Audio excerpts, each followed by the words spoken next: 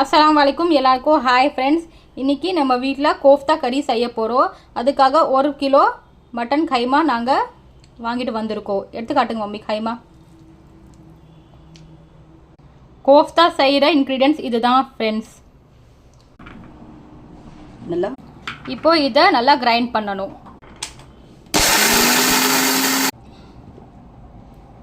நல்லா கிரைண்ட் பண்ணியாச்சு. போடுங்க மம்மி. இப்போ இதில் ஆனியன் போடணும். இதை நல்லா கிரைண்ட் பண்ணணும். இப்போ ஆனியன் நல்லா கிரைண்ட் பண்ணியாச்சு.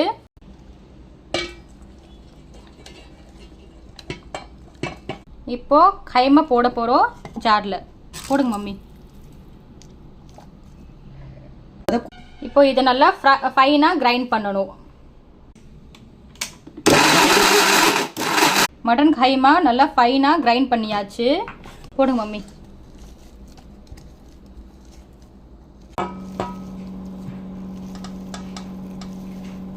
பூண்டு விழுது போடணும். இதில் சால்ட் டு டேஸ்ட், மஞ்சள் பொடி, கரம் மசாலா,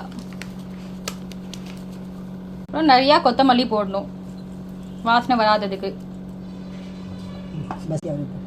நிறைய கொரியாண்டர் லீஃப் போட்டால் தான் நல்லா ஃப்ளேவர் அப்புறம் டேஸ்ட் வரும், நல்லா ஸ்மெல் வரும்.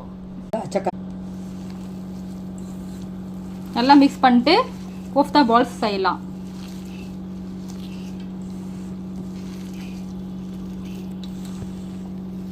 இப்போ நல்லா மிக்ஸ் பண்ணியாச்சு. இப்போ கோஃப்தா பால்ஸ் பண்ணுங்க. பால்ஸ் செய்யுங்க மம்மி.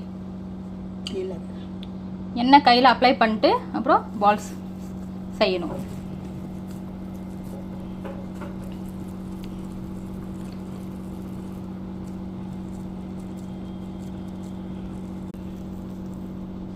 வைங்க மம்மிஸ்.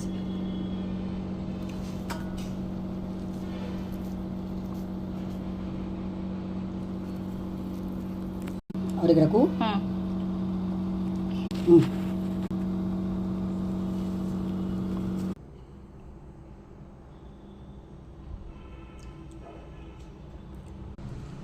கோஃப்தா பால் செஞ்சு முடிச்சாச்சு தானே மம்மி?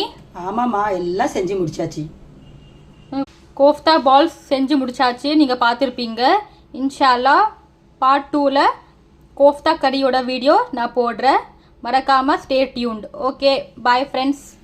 அஸ்ஸலாமு அலைக்கும் வரஹ்மத்துல்லாஹி வபரகாத்துஹு. அல்லாஹ் ஹாஃபிஸ்.